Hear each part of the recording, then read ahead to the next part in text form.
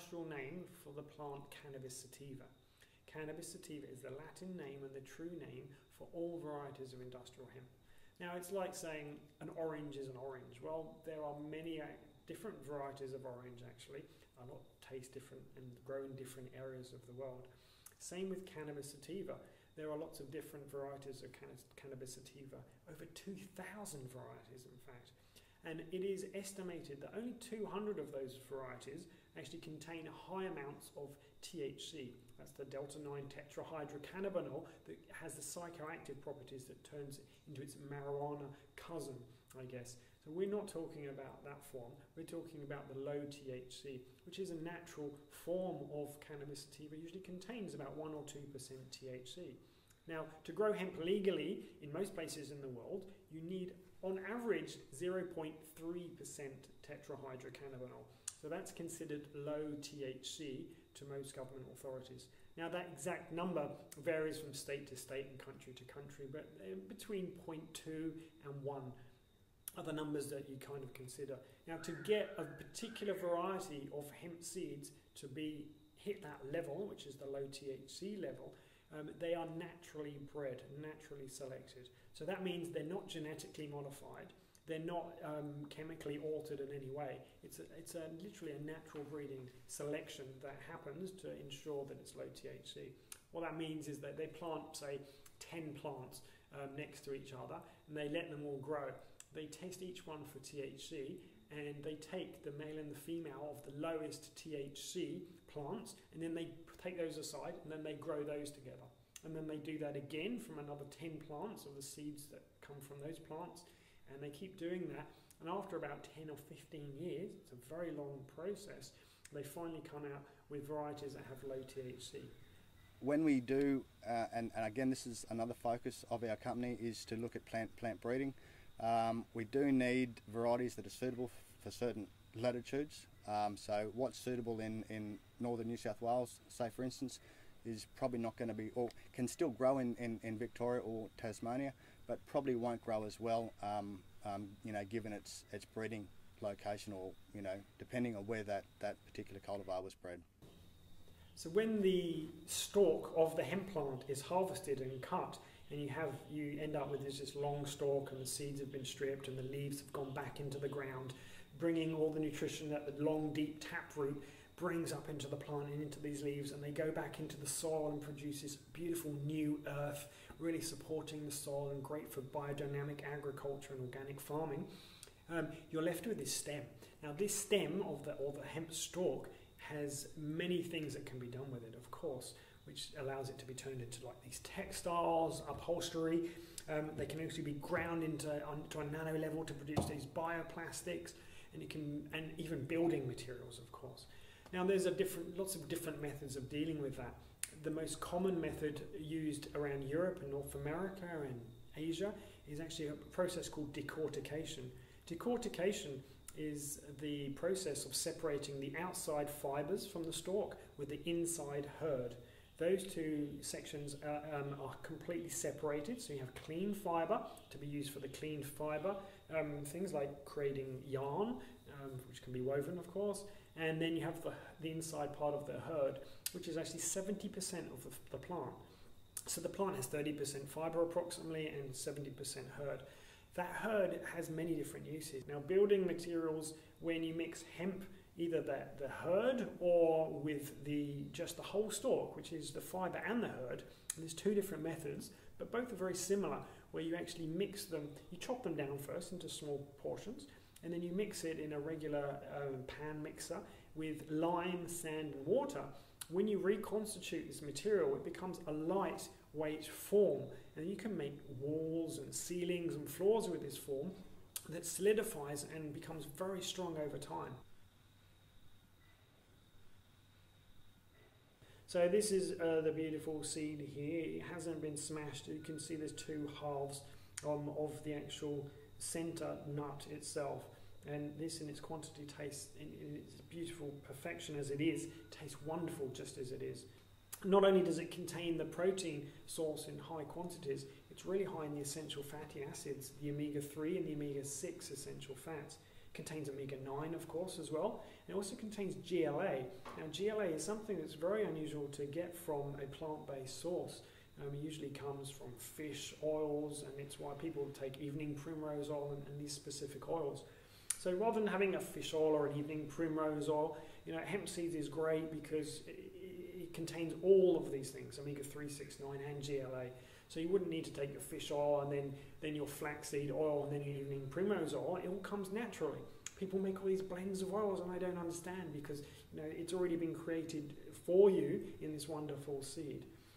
When I first started in the UK, hemp foods were legal, and they had been for a long time, as far back as history books go, in fact. Though not many people knew in the mainstream society what hemp foods were. So I guess when I started, I became kind of an outcast at trade shows, sharing a product that I had made that my friends and local health food stores really enjoyed. A snack bar called 9Bar. It's still being sold very successfully today. And so for me, hemp foods was just something that I shared with people. They enjoyed it, everyone got benefits of it, and the legal issues didn't exist. There was no problem with it because it didn't contain THC, didn't have any side effects, there was no bad parts to hemp. It was just actually really good for you. So when I first came to Australia, I set up production of hemp foods here. I started talking with the major supermarket chains, and everyone was really keen and looking to do something. And in fact, all the ministers seemed to be behind us. Most of the ministers, that is. There was a couple of states within Australia that seemed to feel that if they legalised hemp as a food, it would be giving a mixed message to the public. Now that seems quite an odd take, but now I guess in retrospect I take that a little bit more seriously, this opinion, even though I don't agree with it whatsoever. Because if that was true in any way, my experience in selling multiple millions of products, literally in Europe, I would have got some feedback that people would have said, oh, you're selling a drug or whatever. But this was an issue for the ministers. And even though we thought in the year 2000 that we would actually get our application, which was to ANZFA, the Australian and New Zealand Food Authority, through, the application was actually delayed, and in fact it became the longest application in Australia to go through Parliament. It took 4 years to come up with a decision. And after 4 years, they realised that yes, hemp does contain high amounts of omega-3 and omega-6 essential fatty acids. It does contain this great protein, and it is really good for you. We were just waiting for the red tick, I guess, at the ministerial meeting. So the ministerial meeting happened, and even though the ministers agreed to us in person, who had seen beforehand, it turned out that on the day they received, and I only learned this 6 months after the fact, it took me a long time to work out why, but they turned it down. They turned this application down because their boss, and their boss being the only boss of the ministers is the Prime Minister, and the Prime Minister had actually made a handwritten note saying hemp, no way, no explanation. And it was this shocking news that we had heard that really made us realise that industrial hemp still is controversial today. Well, the beauty about industrial hemp is it's a day length sensitive plant, so we do need ample sunlight, but also I believe we need irrigation because what we're trying to achieve, certainly from my perspective, I've got a lot of interest in fibre, and we're wanting to ensure that we're getting great internode length, and if we don't have the irrigation on the hemp, there's a chance that we're going to shorten those nodes and in turn going to cost us fibre. So from my perspective, we do need some nutrients, so your NPKs, that's always a very good advantage to ensure that you keep the crop growing as best as it possibly can. I've got a background in cotton agronomy. Cotton, you're looking, without rainfall, you're probably looking up to 8 megalitres per hectare, whereas crops that we've grown with hemp, fibre hemp, using overhead irrigation systems are using between 3 and 4 megalitres, and that's an absolute drastic scenario. Cases where we've got in-crop rainfall, in some cases we've got crops through without any irrigation at all. So I think over time, crops that or areas that have had hemp grown in them for fibre certainly do get a lot of nutrients put back into the soil via the seed, via the leaf, as well as the branch material. So I guess over time, crops that have been grown, or hemp crops that have been grown in fields,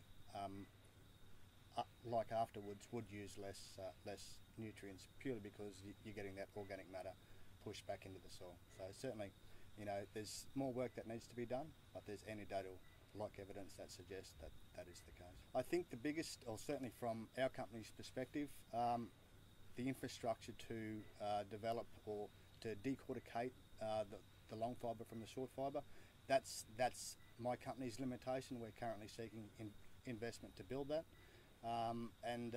you know, from the food perspective, obviously we don't have the legislation that allows hemp food to be used, or we can use hemp food, but we must feed it to our like animals or the like. So I think once the government realises that we've got a real industry that humans can benefit from a food perspective, from a fibre perspective, we've just got to, you know, I guess keep persevering. The global financial crisis, I believe, is still, you know, we're still in the grips. Australia is a very difficult place to raise investment for greenfield industries, but we're strong. You know, we've got hope, and we've certainly got some good leads at the moment, and we hope to be. Well, you know, our plan is 4,000 to 5,000 hectares in northeast of Victoria, and that's looking as though you know, we've got some people that are very interested anyway, put it that way.